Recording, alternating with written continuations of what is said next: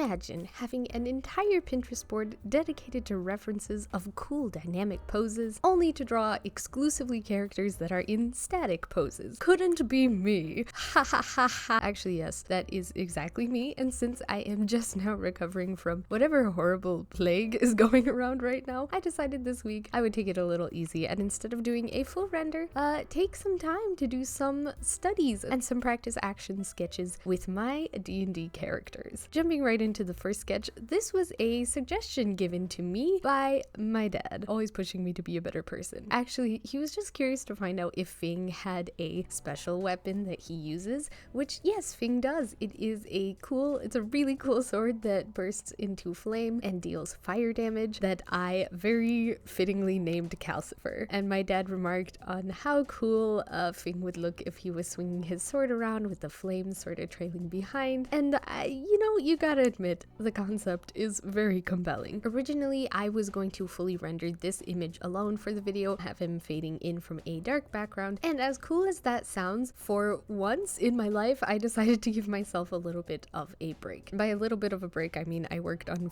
5 30 to 40 minute practice sketches instead of one 4 to 6 hour render. But in my defense, that's still a significant cut into my usual working time, so I'm gonna need everybody to tell me good job for actually taking it easy instead of going hog wild on an art piece while I was sick. Whenever I draw Fing, I often say I have either a yes Fing day or a no Fing day, because either it's incredibly easy for me to draw a kobold or it's just the most difficult thing I've ever done in my entire life. And I rarely find myself in between. He's just such a stocky and squirt little guy. But I was having this conversation about Fing with my papa, and he asked if Fing was kind of like Yoda, and all things considered, yeah, Fing is kind of like Yoda. And you know who, funnily enough, makes a really great reference for a short, stocky creature in a dynamic pose? Believe it or not, Yoda. Despite having a bunch of nice references for the pose and body, it really was the head and face that was throwing me off, and clearly I was so thrown off that I forgot to click record on OBS, which is a bummer because I worked really hard on getting his facial features right. That was really difficult, and I have no video footage to show for it. But that means we can move on to drawing his sword enveloped in flames. I didn't spend a lot of time rendering the sword, which makes sense. It's covered in fire. I was focusing on the magic and the motion, and I think it still is doing a good job of indicating that there is a sword there, but I really like those black and white sketches where the magic or fire or what have you is in a contrasting highlight color, and also working in color always helps me be a little more loose with my lines, which is why when I sketch, it's pretty much always done in red, and then I convert it to a dark brown or gray later when I'm about to start putting in the colored flats. But that's basically the end of sketch 1. I start adding in ash, but I do have to point out, because y'all might have noticed before I didn't realize until I was rewatching the video that I forgot to draw his tail.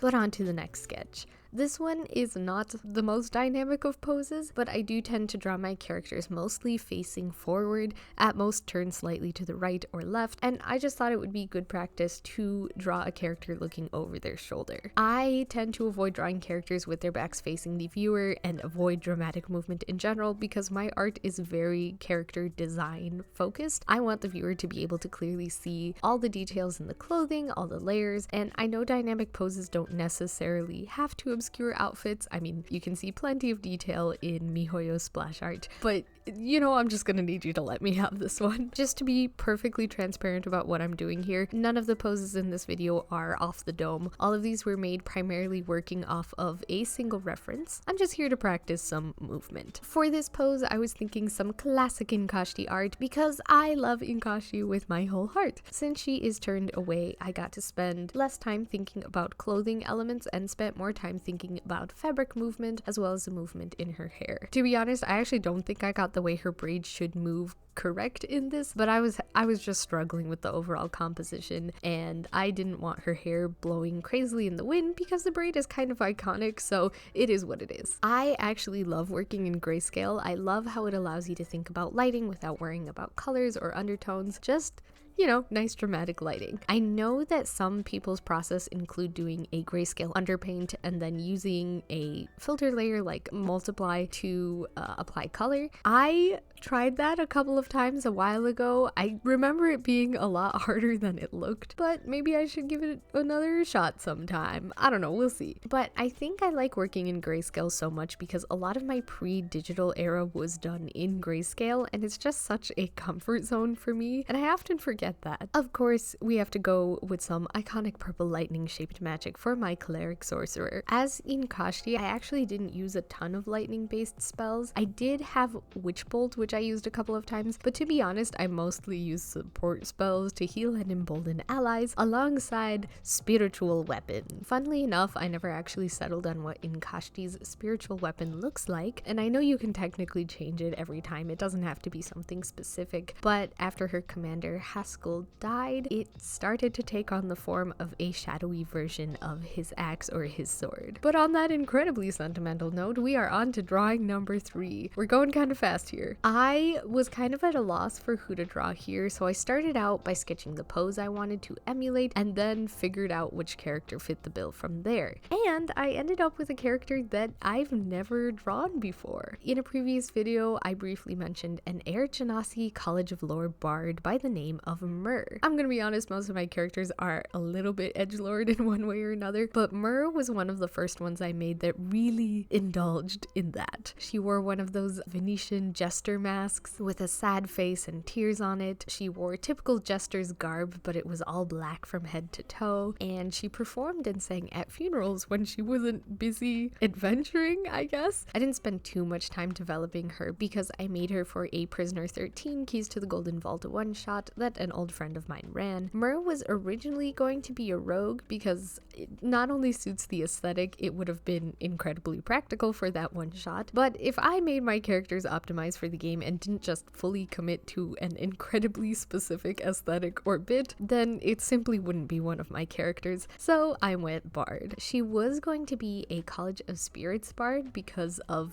the vibes, but we were using D&D Beyond and I am so very cheap and didn't want to buy an entirely new subclass just for a one-shot. Even with the swap from rogue to bard, she still was an incredibly dexterous character, just less dexterous than she was charismatic. It was a while ago that I played that one-shot, but I think the most iconic moment in that session was as a group, we jumped off nearly the top of Revel's End, which is the prison tower, in order to make our final escape. We miraculously survived through the quick wit of another player, a bag of holding, and an immovable rod. Okay, next character. I told you we would be seeing more Baba Rusalka, and I couldn't keep away from her for very long. And by very long, I mean not even 2 weeks. This is once again a more static image, but in the theme of showing off character abilities while also trying to draw something I'm not used to drawing, I decided to focus this sketch around Baba Rusalka's werewolf transformation and a feeling of intense anger or emotions in general. Drawing characters with anything besides a mostly neutral or slightly happy expression is not really my natural inclination, because the way that a face moves is also something that can be really difficult to evoke properly in art. But I love a fun werewolf transformation, and I thought this one looked really cool, so I wanted to draw it with my own character. The piece I took inspiration from was done by an artist named Star Rapture, and funnily enough, it's fan art of a character from the Magnus archives. I was informed in my Baba Rusalka video that pretty much all of the characters are the Magnus archives coded. I've never listened to it. I've been meaning to listen to it for years, much like every single piece of media that I've ever wanted to watch or listen to, because I immediately forget it exists whenever I'm looking for something to watch or listen to. This is the curse that I bear. But again, my focus in this piece was to have that stretched, abnormal skin feeling. The mouth of the wolf begins to close over her face, and her hair and the fur on her coat meld into the fur of her werewolf form. She was also supposed to be yelling inside of the wolf's mouth, but I didn't really define that super well. well, and whenever I started doing the shading, it got a little lost in translation. In hindsight, I wish I had done a little more dramatic lighting for this piece. I think just having the ends of the fur and hair be dark and only highlighting the teeth isn't a bad look, but some bright white moonlight shining onto the wolf would have looked really nice. I just remember in the process I was a little intimidated by the idea of needing to indicate a bunch of fur with the highlighting and the shading. But in keeping with the theme of a single color contrast, since Baba Rusalka is a blood hunter, it just seemed fitting to add red veins going up both of her arms and also red eyes for both her regular and wolf eyes. I really love how the veins look. I genuinely enjoy drawing organic random shapes and lines. Lightning shapes especially are just such a treat to draw. Okay, and I know her mouth is closing over her head, so it doesn't exactly make sense, but I still wanted to add some icky saliva lines. Look, saliva lines are another really simple but effective highlight detail that I don't get to do a lot in my art, so allow me this one chance. And for my last sketch, this one was the fastest of the bunch. I started with the basic body shapes because once again, I found the pose I wanted to do before I figured who I would put into the pose. Also, yes, many times I was drawing on the wrong layer throughout this entire sketching study process. Very sad, very upsetting. At any rate, I wanted to draw another character with fluffy hair, so who better to turn to but my big strong girl, Ezra. I think of the 5 sketches, this unfortunately was the one that I was least happy with, and I have a couple theories as to why. I think it's a combination of the shading not being exactly what I hoped it would be, using green as an accent color despite Ezra having nothing to do with the color green, and most of all, I think it's because I ended up making the pose a little tighter than it should have been. When it comes to drawing movement and action, you really want big curves and bends and a feeling of a lack of balance in a way, which is an odd thing to say about a drawing, but you want your character to have these temporarily exaggerated features, which I don't think I did particularly well with Ezra here. I think it was because while I was drawing, I was just imitating a pose and not really thinking about the actual direction she would be moving. It's hard to tell if she's jumping down from somewhere high up or sliding in from out of frame, or if she's maybe just readying herself to stand back up. I was thinking that maybe she was sliding into frame, but I don't think I committed to that hard enough. But it's okay, it's only practice. Whether or not I feel I did a good job at it, it was a learning experience. But that brings to the end of my sketches. I decided to include me organizing all the characters into a single frame just for funsies, which made me realize that there was not at all any consistent lighting or shading techniques for the individual drawings, but you know what, that's what happens when you don't draw on the same canvas. But this was so lovely, so enjoyable. I know it's not my usual content, but I hope you enjoyed it all the same, because I know I did. And I really did benefit from the little break from more serious, tedious drawing work this provided me. I feel like I've been recovering faster than I normally do. Not only did it feel like a nice break, it helped me feel better about my art skills, it helped me try some new things out, and it also helped me figure some things out. Maybe this video also helped you learn some new things, although I'm gonna guess most likely not, because I spent about 2% of this video talking about the thought process behind the art studies, and the rest of it was talking about my own characters. But who knows?